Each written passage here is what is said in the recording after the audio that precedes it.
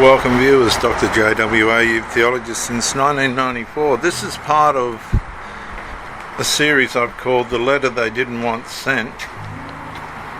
And this is when you realise the family benefited from your confusion. The frightening part was not the confusion itself. It was realising how much calmer the family became whenever you started doubting yourself again.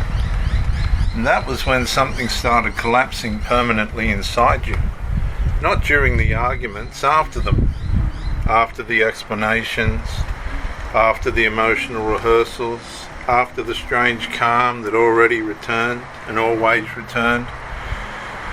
And once the tension disappeared underneath the room again, at first you still explained it away, stress, miscommunication, family pressure, but eventually the repetition became too consistent to keep feeling accidental. The same contradictions returned, the same exhaustion followed moments where you became certain about what you saw. The strangest part was this. The family system always seemed to stabilise once your certainty weakened again.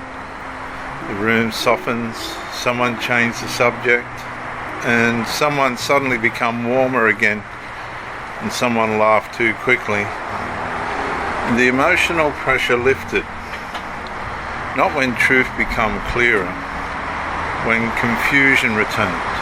And that was the part the nervous system recognised before the mind fully admitted it. Clarity disrupted the family.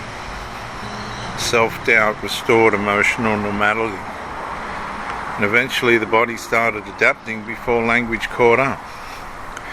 The rehearsing increased, the internal editing deepened, the silent calculations before speaking became automatic, and you began monitoring wording, reactions, emotional temperature, timing, possible fallout, shifting alliances around the room.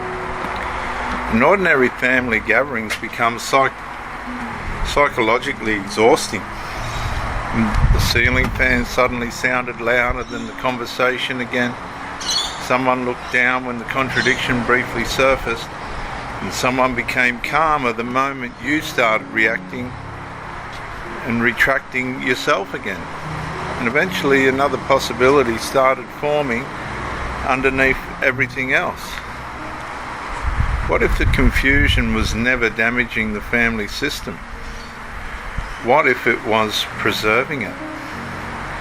And that thought changes something permanently, because once confusion starts feeling useful to the environment surrounding you, trust no longer fractures only emotionally, it fractures collectively. So you start reviewing years differently. Certain contradictions stop feeling random. Certain silences suddenly look organised instead of accidental.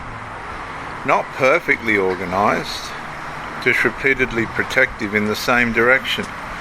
And that is the part that starts exhausting the nervous system most deeply. Not one catastrophic moment, accumulation. Thousands of small negotiations shaping the emotional atmosphere over years until eventually the person no longer trusts the relief itself. Because relief always seemed attached to silence, attached to self-retraction, attached to allowing the family system to remain emotionally undisturbed again.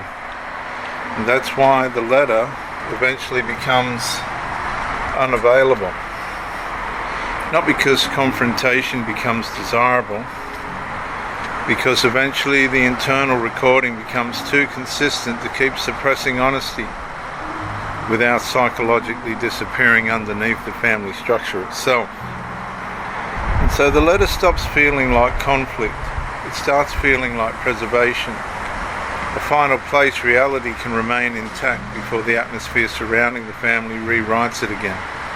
And by the time the letter is finally sent, the person is no longer only explaining what happened.